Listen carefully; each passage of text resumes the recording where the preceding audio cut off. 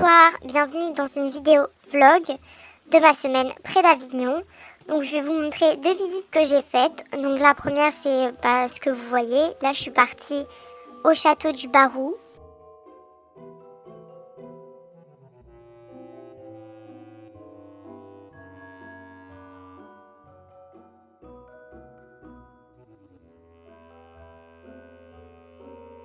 Et après, à l'entrée, on nous a donné un papier pour pouvoir faire quelques petits jeux au fil de la visite. Et à la fin, le but c'était de trouver d'où venait le vent.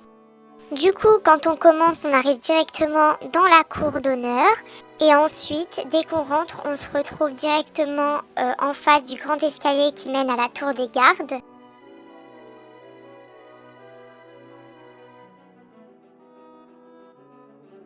Au rez-de-chaussée de l'escalier, quand on tourne vers la gauche, on arrive directement dans la galerie des seigneurs. Quand on continue, on arrive dans la salle des audiences. Et en continuant encore plus loin, on arrive dans la salle de la Garenne.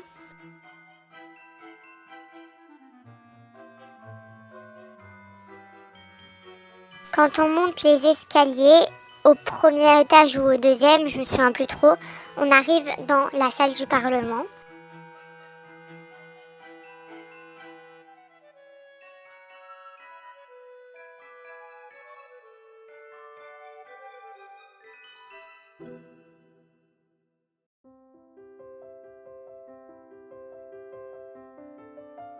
En passant par la petite porte au fond de la salle, on arrive dans la terrasse supérieure. Donc on a vraiment un point de vue très très haut.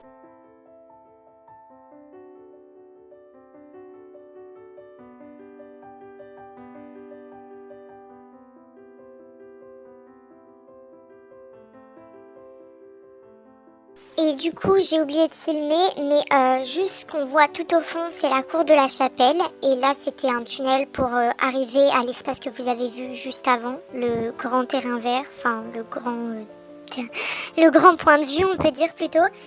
Et du coup, dès qu'on arrive tout au fond du tunnel, à ma gauche, il y a une chapelle. Elle était en travaux, mais on pouvait quand même aller voir. Donc, je vous montre ça.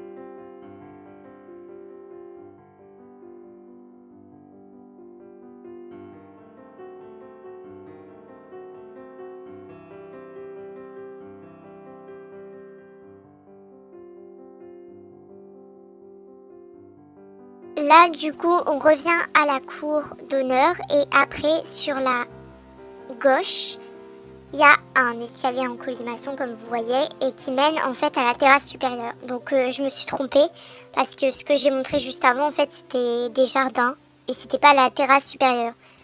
Du coup, la terrasse supérieure, vraiment, c'était très, très, très ventilé. Genre, il y avait vraiment beaucoup de vent, même si ça se voit pas. Mais du coup, je voulais quand même montrer un petit peu, mais vite fait, parce que sinon, voilà.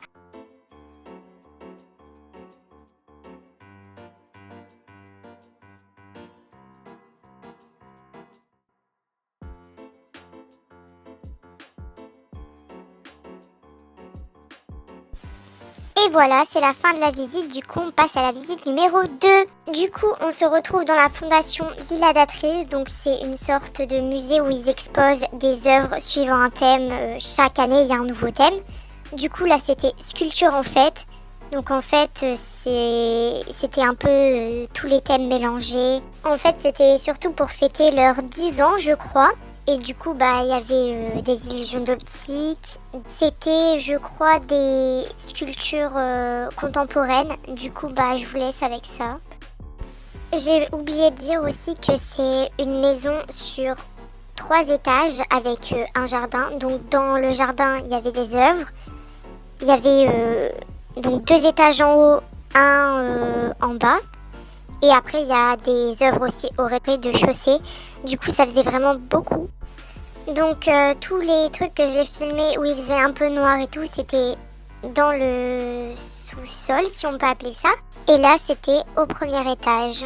Du coup, comme vous voyez là, il y avait aussi des structures animées comme celle-ci. Mais il y en avait une aussi en sable qui tournait. Et du coup, ça faisait une différente œuvre à chaque fois qu'elle tournait et tout. Mais je vous ai filmé ça, mais le problème c'est que on voyait toutes les personnes se refléter, et moi inclus. Et vu que de base je monte pas ma tête sur YouTube, du coup je peux pas vous le montrer. Donc désolée.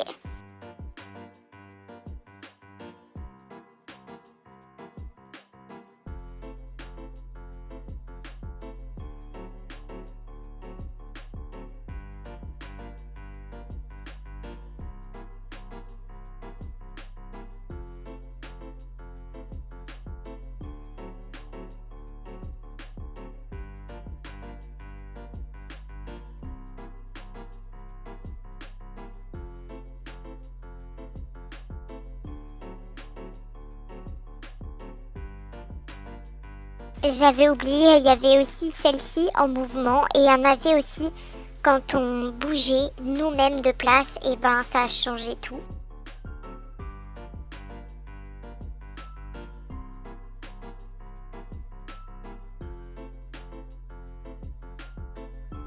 Oui, donc en fait, il y en avait plein en mouvement, mais je m'en souvenais plus vraiment. Oui, celle-là aussi d'ailleurs, celle-là c'était un projecteur sur une pierre. Et du coup, en fait, il y avait plein d'œuvres différentes, vu que, comme je vous ai dit, c'était les 10 ans de la villa. Et du coup, voilà.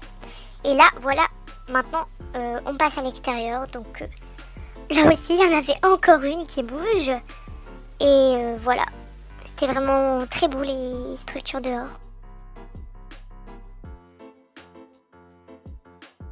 Et il y a plein d'autres œuvres que je vous ai pas mis, mais c'est parce que sinon vraiment ça dure très très très longtemps. Je vous dis vraiment, là je vous ai montré surtout celle que j'ai prise en vidéo, celle qu'on bougeait et tout.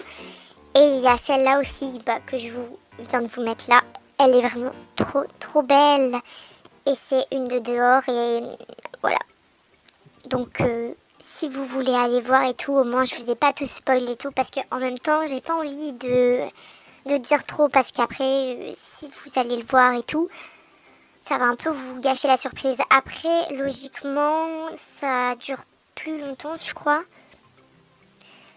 C'était du 22 mai au 1er novembre, donc oui, c'est fini maintenant, donc du coup vous pourrez plus le voir, donc en fait voilà.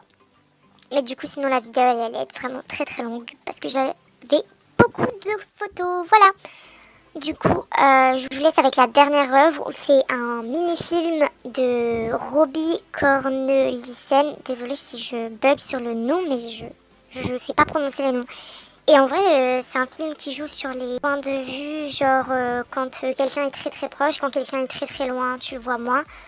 Et c'est un film comme ça. Et moi, il m'a vraiment très très perturbée. Genre, il me mettait mal à l'aise. Et du coup, je vous laisse. Et vous me dites dans les commentaires si ça vous fait pareil que moi. Bon, par contre, c'était pas le début du film. Mais on est arrivé à ce moment-là. Du coup, j'ai filmé à ce moment-là. Donc, désolée.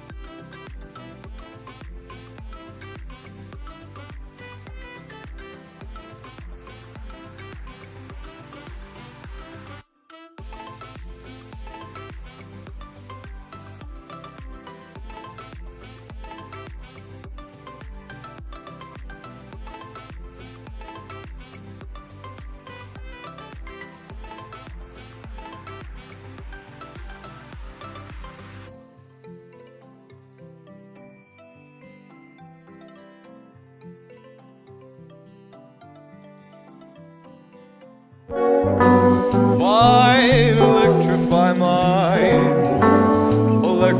my golden tooth. Can't look at those eyes without sparking some